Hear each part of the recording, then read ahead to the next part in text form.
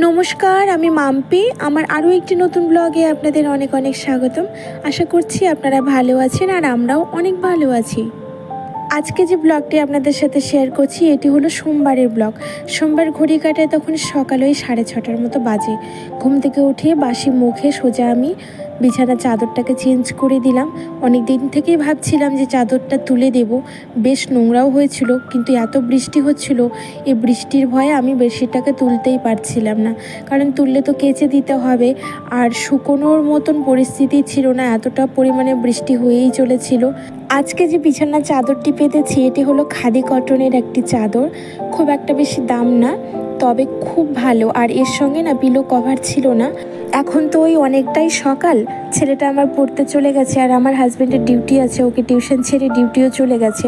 বাড়িতে আমি একলা একলাই রয়েছি, তাই সকালবেলা না জানালাগুলো খুলে দিলাম। ছেলের ঘরের ওই খাটটাকে সরানোর পরে দুটো জানালাই আমি হাত দিয়ে বেশ সুন্দর করে খুলতে পারছি।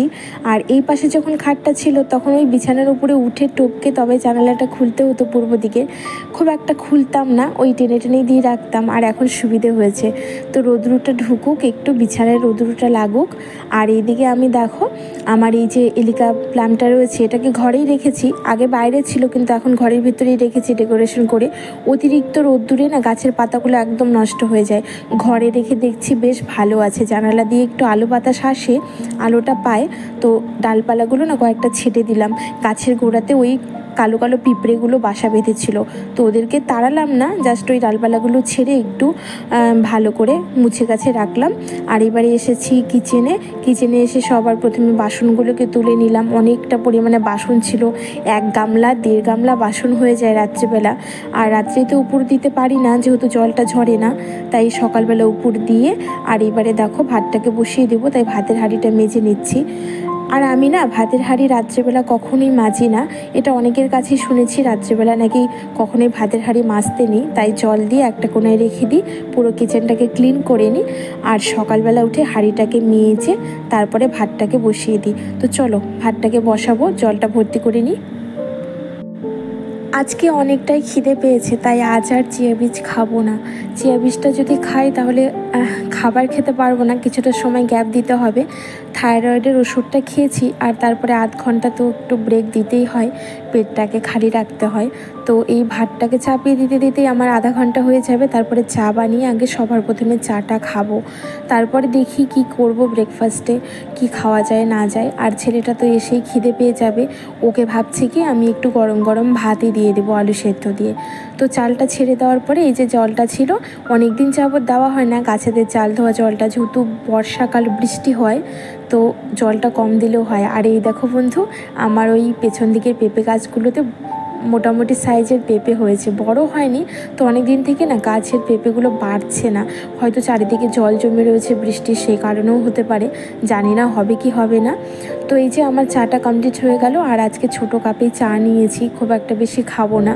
বড় কাপে চা খেতে সবচেয়ে আমার ভালো লাগে, আর অনেকটা পরিমাণে চাটা খেয়ে ফেলি, তো ওই জন্য অল্প করেই নিলাম। আর সঙ্গে 2টো টোস্ট আর একটা ডাইজেস্টিভ বিস্কিট দিয়েছি।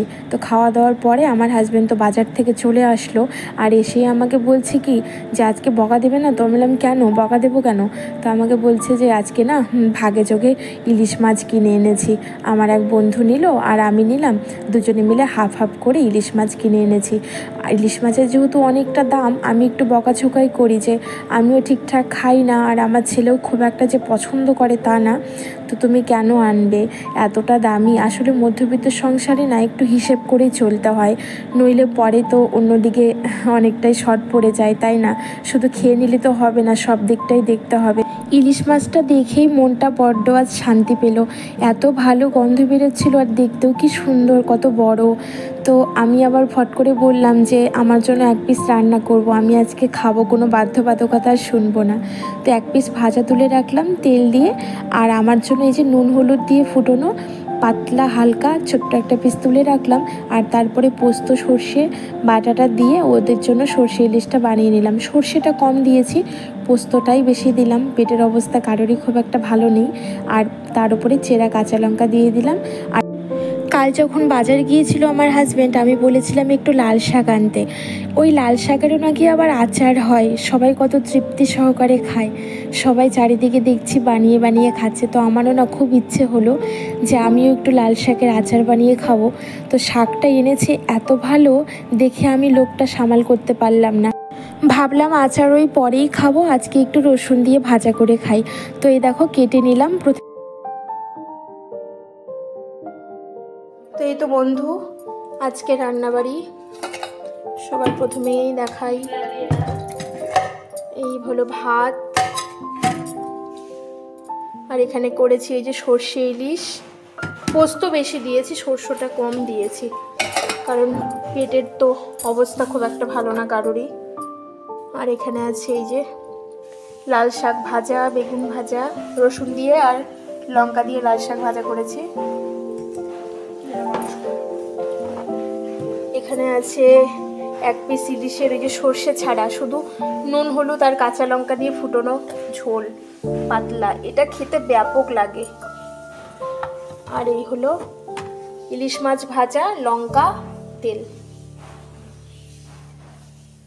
এই রান্নাবাড়ি।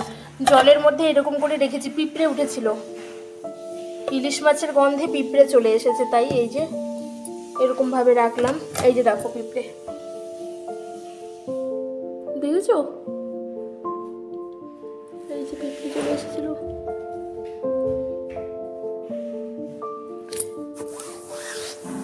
বাসন মেজে উপর দিয়ে দিয়েছি, আর এখন কালো ভুলোর ভাতটাকে বসাবো। এই যে চাল বের করে রেখেছি।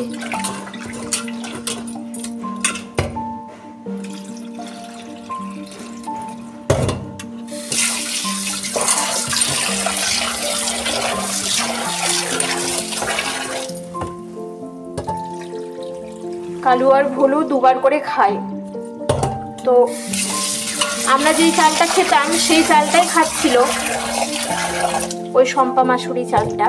তো চালটার এখন অতটা দাম বাড়িয়ে দিয়েছে, ওই জন্য আমি বললাম যে একটু মোটা ধরনের স্বর্ণ চাল নিয়ে এসো। এই যে মোটা মোটা স্বর্ণ চাল নিয়ে এসছে, এটাই হলো প্রেসার কুকারে দিয়ে রান্না করব।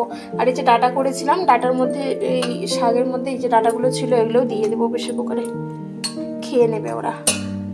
সবজি যদিও খুব একটা ভালো খায় না ওরা, তাও দিয়ে দেব। আর যেটা দিব, এই যে 3 পিস 4 পিস চিকেন ছিল, সেখান থেকে 3 পিস বের করে নিলাম, পকোড়া খাওয়ার জন্য রেখে দিয়েছিলাম সেদিন চিকেনের থেকে, তো এটাও দিয়ে দেবো। সামনের এটাকে একটু ধুয়ে নিই, বালু আছে। রান্নার শেষে কিচেনটাকে তো ক্লিন করেছি, কাউন্টার টপটা ভালো করে মোছা কমপ্লিট আমার। আর এবারে ঘরটাকে মুছিয়ে নেব, তার আগে একটু ঝাড়ু দিয়ে নিলাম। সকালে যদিও একবার ঝাড়ু দেওয়া হয়, তাও রান্নাবাড়ির পরে না অনেকটা নোংরা থেকেই যায়, তো ওই জন্য আবার ঝাড়ু দিয়ে নিই। এবারে মুছে নেব। ঘরবাড়িগুলো বড্ড কিচকিচ করছে, যখনই বৃষ্টি হয় তখনই বাইরের ওই বালুগুলো এত পায়ে পায়ে ঘরের ভিতরে আসে যে না মুছলে আর থাকাই যায় না। গুড ইভিনিং, শুভ সন্ধ্যা সবাইকে। দুপুরে খাওয়া দাওয়ার পরে একটু রেস্ট নিয়েছিলাম, আর শরীরটা না ম্যাশ ম্যাশ করছিল, মাথাটা এত পরিমাণে যন্ত্রণা করছিল। তারপর জামা কাপড় চেঞ্জ করে এবারে ঠাকুর ঘরে আসলাম সন্ধে দিতে। ঠাকুর ঘরে যতক্ষণ টাইম বসে থাকি মনটা আমার অনেক ভালো লাগে। ঠাকুরের কাছে শুধু কিছু প্রশ্ন আমার থেকেই যায় বারবার। ঠাকুরকে আমি একটা কথাই বলি, ঠাকুর তুমি তো সবসময় বলে দাও যে যেখানে অন্যায় সেখানে থেকো না, যেখানে অপমান সেখানে থেকো না। কিন্তু ঠাকুর তোমার কথা সব কিছুই মানি, কিন্তু যদি রক্ত বেইমানি করে, রক্ত অপমান করে, প্রতিনিয়ত ক্ষত বিক্ষত করে, তখন কি করব প্রভু, তুমি বলে দাও। পরমেশ্বরের উত্তর খুঁজুক। আমি ততক্ষণে এই যে জামা কাপড়গুলো তুলে এনেছিলাম, এইগুলোকে ভাঁজ করে রেখে দিলাম। আর এই তো বন্ধু, অনলাইন থেকে মাসের বাজার অর্ডার দিয়েছিলাম, সব দিয়ে গেছে, তোলাই হয়নি। সারা মাসের পুরো বাজার এগুলোকে তুলতে হবে। আর এই যে প্রাণের গার্লিক টোস্টটা না নিয়েছি এবারে। এর আগে অনেকদিন আগে এনেছিল একটা, খুব ভালো লেগেছিল আমার, তো আবার এটা অর্ডার করেছিলাম আর কি, দিয়ে গেছে। আর এখানে বিস্কিট অনেকগুলো এনেছে, এখানে একটা সানফেস্টের ডাইজেস্টিভ বিস্কিট আছে হাই ফাইবারের, এটা একটা ব্রিটানিয়া টোস্ট, একটা কমফোর্ট, একটু বড় সাইজেরই নিয়েছি, এবারে যেহেতু বর্ষাকাল একটু বেশি লাগছে। আর এই যে টমেটো কেচাপ, ডেলের টমেটো কেচাপটা না খুব ভালো। আর এই আরেকটা যে টোস্ট আছে, একটা নুনের প্যাকেট, আমি এই টাটা সল্টটা ইউজ করি। আমার এই যে গ্রিন চিলি সস শেষ হয়ে গেছিলো, তাই যে গ্রিন চিলি সস নিয়েছি একটা ফ্লোর ক্লিনার 2 লিটারের, লাগবে না এতটা, অনেক দিন চলে যাবে, এটা একবারে নিয়েছি, অফারে পেয়েছিলাম। 2টো জিরে গুঁড়ো, ওই আমি হেলদি অ্যান্ড টেস্টি, একটা জেকের 5 ফোড়ন, ছোট্ট একটা পতঞ্জলি সাবান, কারণ আমার সাবান আছে, লাগবে না, একটা ছোট ঠাকুরের জন্য এটা। একটা এভারেস্টের ব্ল্যাক পেপার, এবারে পেয়েছি, আগের মাসে পাইনি, এবারে পেলাম। একটা ওই যে টিপি, পুরো টিফিনে যেহেতু লাগছে সেই জন্য নিয়েছি। একটা সুজি নিয়েছি, একটা আটার পাস্তা, ক্লাসিকের একটা পোস্ত 100 গ্রামের, সার্ফ এক্সেল ইজি ওয়াশ নিয়েছি। এটা কিচেনে ব্যবহার করার জন্য নিয়েছি, কিচেনে ওই টাওয়ালগুলো কাচের জন্য ডিটারজেন্ট লাগে। এখানে কুইক ওয়াশ দিয়ে লাভ নেই, আর কুইক ওয়াশের একটা বড় প্যাকেট আগে আনা হয়েছে, ওটা অফলাইন থেকে এনেছি। একটা বেসন নিয়েছি টাটা শ্যাম্পেনের, এই বেসনটা খুব ভালো, বেসনটা একটু আমার বেশি লাগে কারণ প্রত্যেক সপ্তাহে প্রায় ধোকলা করে থাকি ওই জন্য। আর একটা চা পাতা, এটা পুরো স্ট্রং ফ্লেভার, আর তোমার হলো ভালো চাটা, এর আগেও খেয়েছি তাই এবার নিলাম আবার। আর এত কিছু নেওয়ার পরে আমাকে এই চিনির প্যাকেটটা ফ্রি দিয়েছে, এর আগে সর্ষের তেল দিয়েছিল, সর্ষের তেলের এখন দাম বেশি তাই হয়তো চিনি দিয়েছে 500 গ্রাম কিলো। আর ধূপকাঠি নিয়েছিলাম, ধূপকাঠিটা নিয়ে গেছি ঠাকুর ঘরে। আর নিয়েছিলাম তোমার একটা অ্যান্টিসেপ্টিক লিকুইড, আর কি যেন নিয়েছিলাম ভুলে গেছি, দুপুরবেলা দিয়ে গেছে এখনো তুলিনি, এইভাবে পুরোটা রয়েছে, তুলবো পরে, এখন আর সময় পাবো না। চলো আজ এখান থেকে ভিডিওটি শেষ করছি। যদি ভিডিওটি ভালো লাগে তাহলে লাইক করো, পাশে থেকো।